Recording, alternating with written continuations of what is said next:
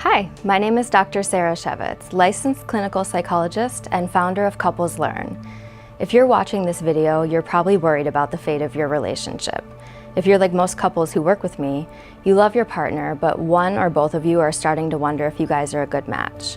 You probably live together, you've probably been together for 5 years or less, and most likely you're successful professionals between the age of 25 and 45. Maybe you're married, maybe you're not.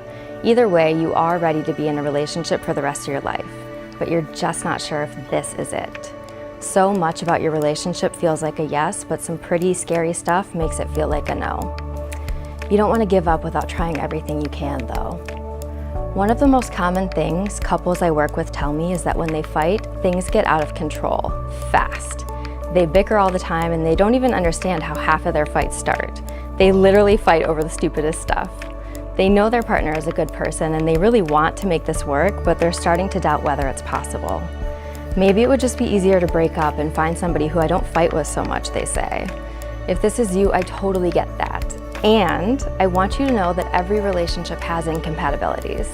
Having issues doesn't mean your relationship is broken beyond repair. When you leave one relationship for another, you're often just trading one set of incompatibilities for another.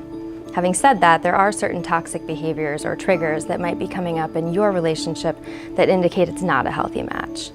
Through our work together, I can help you figure this out. The first step with any couple I work with is to complete an in-depth assessment of the relationship. I use a research-based assessment called the Gottman Relationship Checkup. Dr. John Gottman, the man who created the assessment, is one of the leaders in the field of research in what makes relationships work.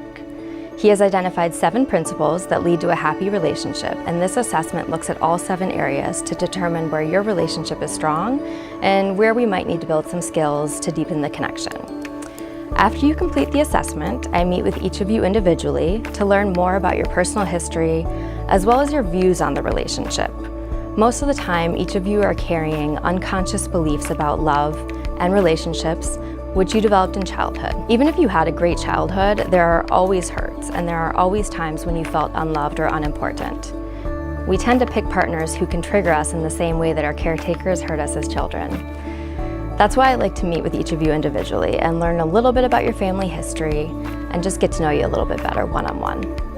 One of the goals of our work together is to bring forward these childhood hurts and to help you build empathy and understanding for each other's experience. This is what I call going from an unconscious relationship to a conscious relationship, and it's one of, if not the primary goals of our work together. Another goal in my work with couples is to bring more positivity and fun into the relationship.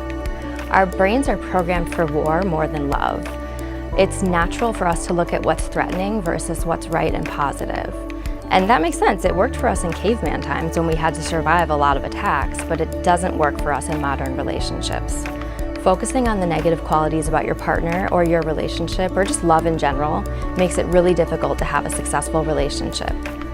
To help you accomplish all of these goals, I give homework assignments or exercises you two can practice throughout the week to integrate the things we talk about in session. These assignments will be a mix of things that help you improve communication, change the unconscious to conscious, foster more positivity in your relationship, and change specific toxic behaviors that are known to cause divorce or breakup. If this all sounds good to you so far, your next step is to schedule a free 30-minute consultation. This gives us both an opportunity to get to know each other and see if it's a good fit. I look forward to chatting with you soon.